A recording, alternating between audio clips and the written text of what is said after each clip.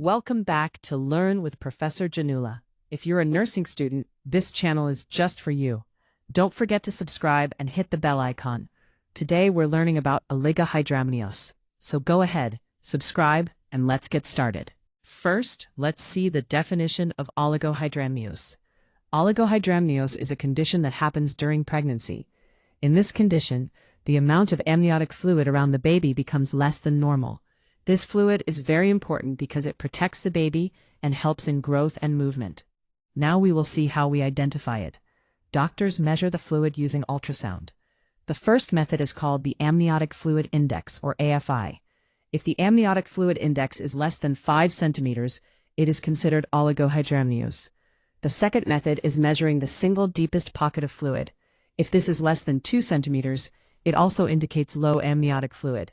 So in simple words, oligohydramnios means there is less fluid around the baby than required, and it is diagnosed using ultrasound measurements like AFI and deepest pocket. Now let's see about the incidence of oligohydramnios. Incidence simply means how often this condition happens in pregnancy.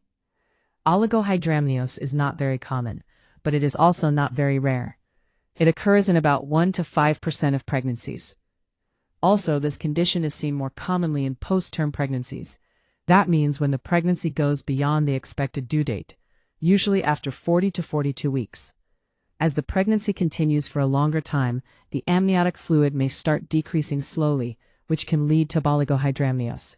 So in simple words, it happens in a small number of pregnancies and is more common when the pregnancy goes beyond term.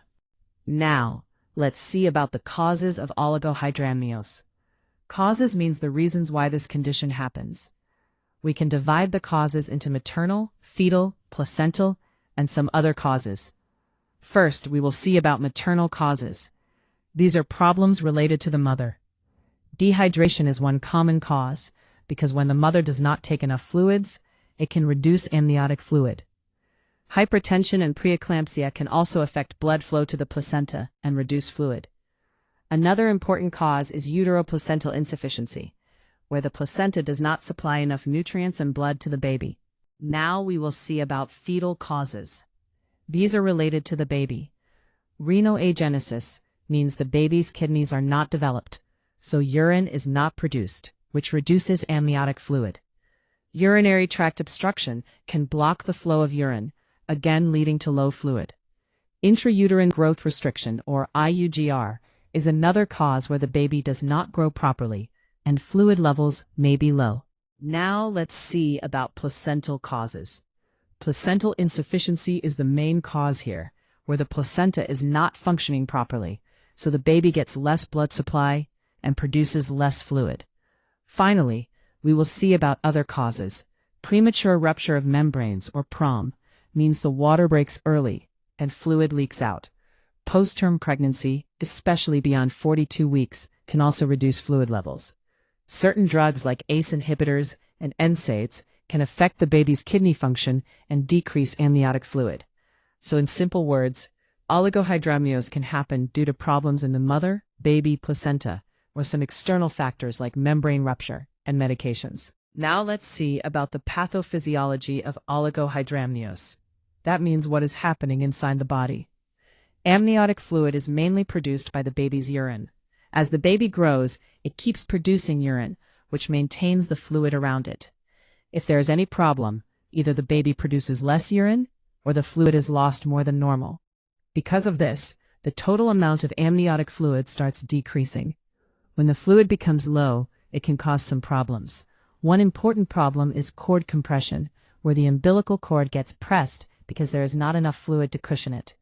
It can also lead to reduced fetal movements, because the baby does not have enough space to move freely.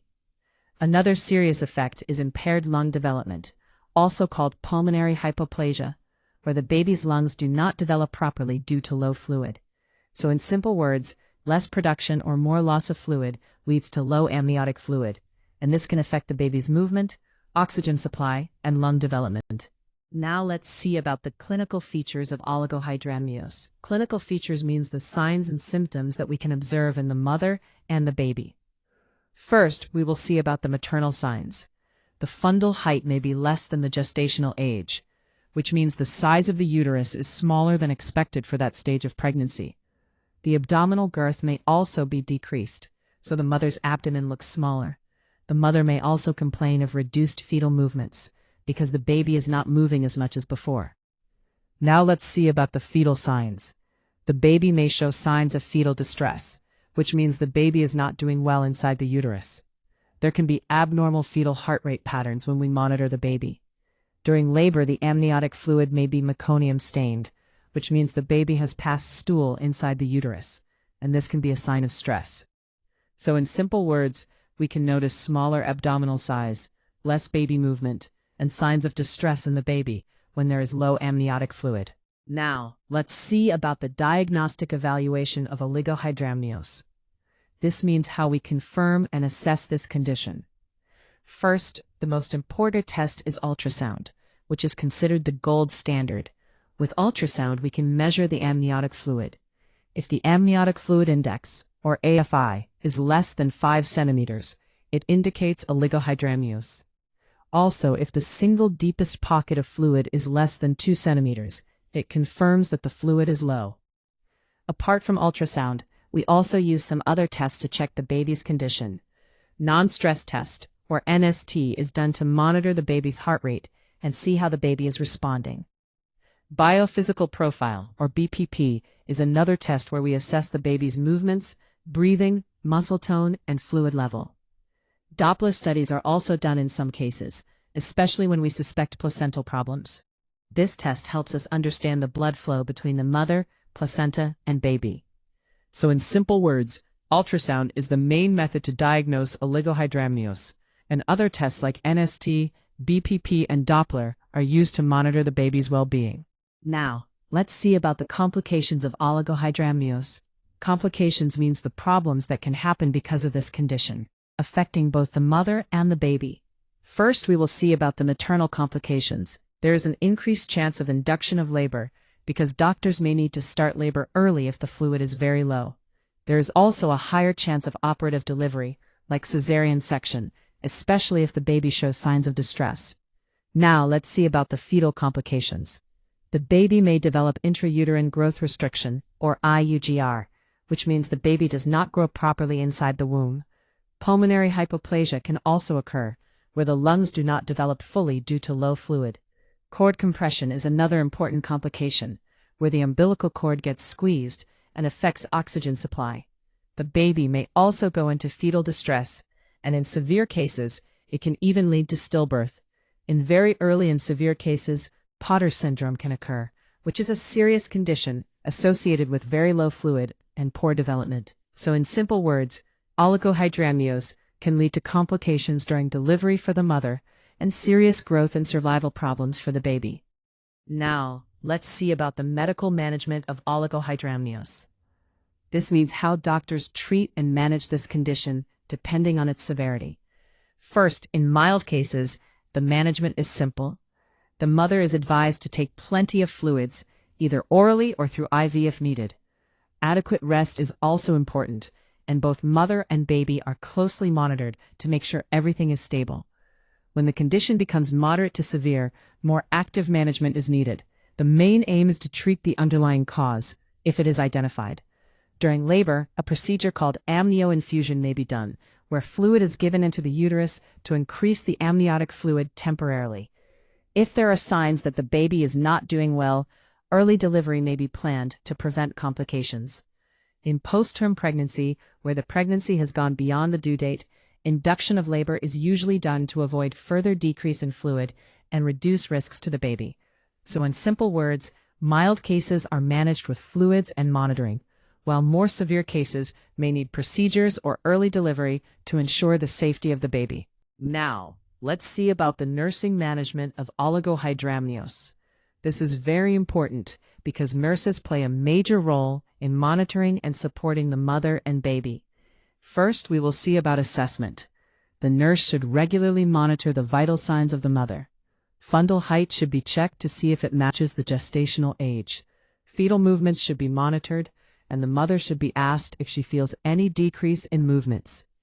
Continuous fetal heart rate monitoring is also important to detect any signs of fetal distress early. Now we will see about the interventions. The mother should be encouraged to take adequate fluids to improve hydration.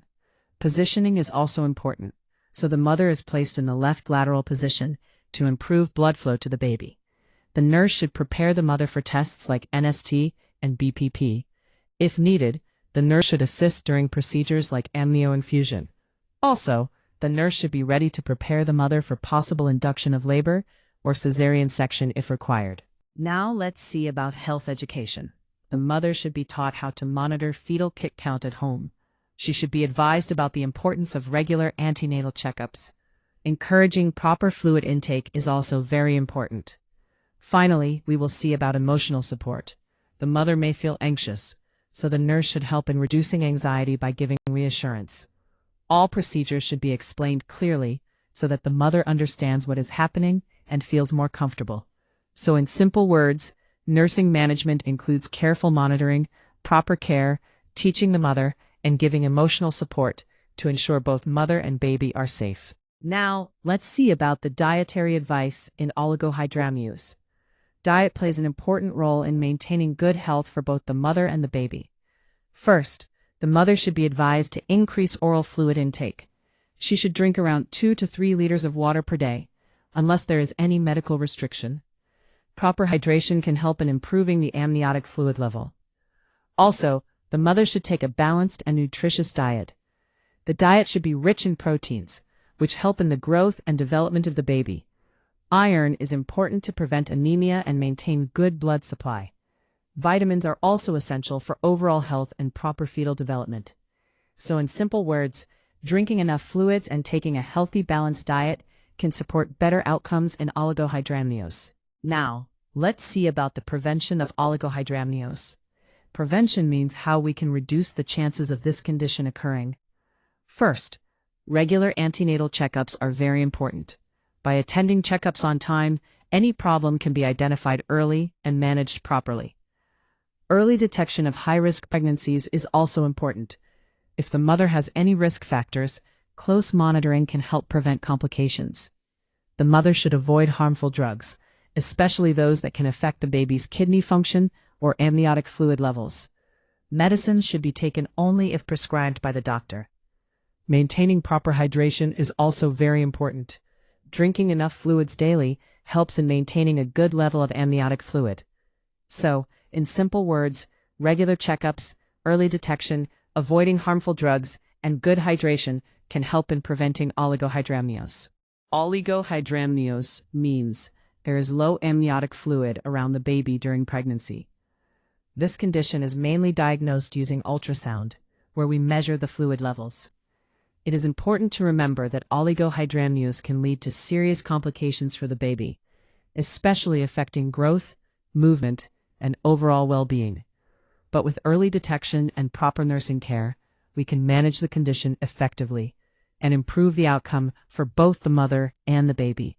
So in simple words, early diagnosis and good care are the key to preventing complications and ensuring a safe pregnancy. Now, we are coming to the end of the session. Thank you all for listening and being part of this class. I hope you understood about oligohydramnios in a simple and clear way, including its causes, features, and management. If you found this helpful, you can share it with your friends, and feel free to give your feedback. Thank you once again for watching.